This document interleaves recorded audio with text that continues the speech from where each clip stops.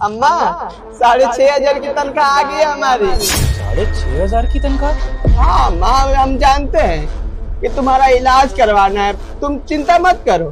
हम शाम को पैसे तुम्हारे अकाउंट में भेज देंगे, डॉक्टर साहब के पास जाकर इलाज करा देना। जतिन, ये राहुल क्या बोल रहा है? हमारे यहाँ की गार्ड की तनख्वाह 6,500 रुपए? अरे कम से कम 15,000 रुपए तो होगी, और जिसकी इंक्रीमेंट होती है उसकी तो 20 तक भी पहुंच जाती है। तो ये कैसी हायरिंग हुई है हमारे यहाँ पर, जहाँ 6,500 की तनख्वाह मिल रही है गार्ड को? चल क्या रहा है इस ऑफिस में? और एक बात मुझे समझ नहीं आ रही कि हमारी कंपनी का गार्ड गेट पर ड्यूटी देने की जगह ये झाड़ू पोछा मार रहा है। जतिन, ये सब क्या हो रहा है? मुझे एक्सप्लेन करोगे कुछ?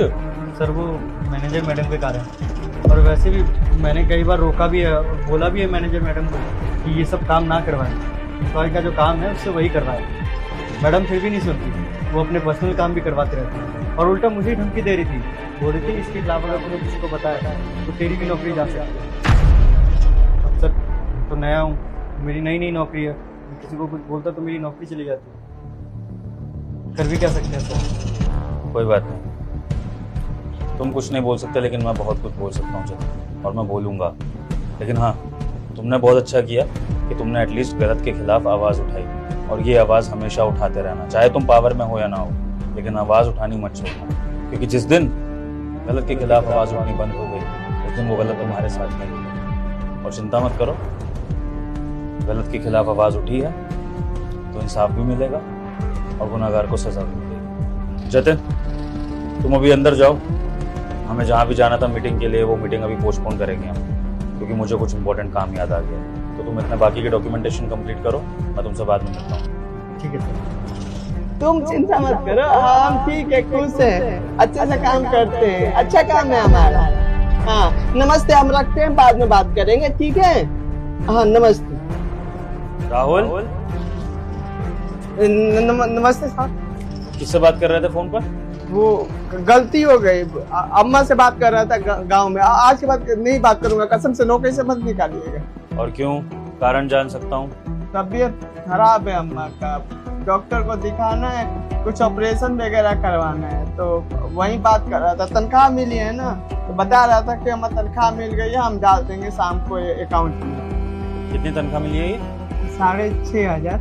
6,500। लाओ मुझे पकड़ाओ अपना तनख्वाह। अम्मा को देना, आपको माफ करिएगा, पर ये हमें मिला है ना। और तुम्हें ये तनख्वाह दी किसने? कहाँ से आई है ये तनख्वाह? आपकी कंपनी। बस, तो जो तनख्वाह मेरे जरिए तुम तक पहुंची है वही मैं तुमसे वापस मांग रहा हूँ, और तुम्हारा बॉस ऐसा कर सकता है, पूरा हक है उसे। तो अगर ये नौकरी की सलामती चाहते हो तो जो कह रहा हूँ वो फॉलो करो, ऐसे जल्दी। हम कभी बात नहीं करेंगे, कसम खा के बोल रहे हैं, तनख्वाह दे दीजिए, ऑपरेशन कराना दे दीजिए, गलती हो गई। बस जितना बोलना था बोल लिया। जब अपने कैबिन में बुलाऊंगा तो पहुंच जाना, बाकी की बात वहीं करेंगे।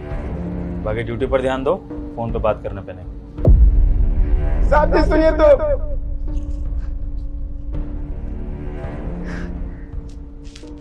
हेलो अम्मा, नहीं भेज पाएंगे पैसा शाम को।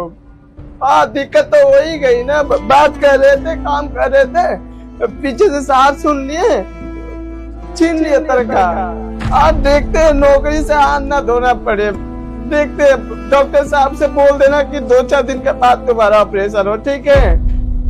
इंतजाम करते हैं, हाथ पैर जोड़ लेंगे साहब का, कुछ नहीं होगा, तो तुम फिक्र मत करो, रखते हैं। भगवान। यस सर, बुलाया आपने? हाँ हिमांशु, हमारे सारे एम्प्लॉयज की सैलरी जा चुकी है? हाँ सर, सबकी हो गई है। आप जिस दिन मुझे सैलरी देते हो मैं उसी दिन डिस्ट्रीब्यूट कर देती हूँ। पक्का किसी की सैलरी रह तो नहीं गई है? कुछ कम ज्यादा ऊपर नीचे ऐसा तो कुछ नहीं हुआ है? नहीं सर, जहाँ तक मुझे याद है सबकी सैलरी बराबर अकाउंट में चली गई है। मैंने तो एक्सेल शीट भी अपडेट कर दी है। वैसे आप मुझसे सवाल पूछ क्यों रहे हो? आज से पहले तो आपने मुझसे ऐसा कभी नहीं पूछा। अच्छा, और तुम्हें हमारे कंपनी के एम्प्लॉयज की कंडीशन के बारे में पता होता है, उनके घर में क्या चल रहा है क्या नहीं? कभी तुम पूछती हो सामने से, या तुम्हें कुछ बताते हैं वो लोग ऐसा? हाँ सर, मैं पूछती तो रहती हूँ सबसे।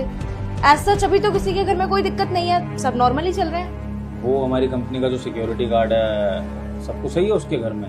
Security guard? हाँ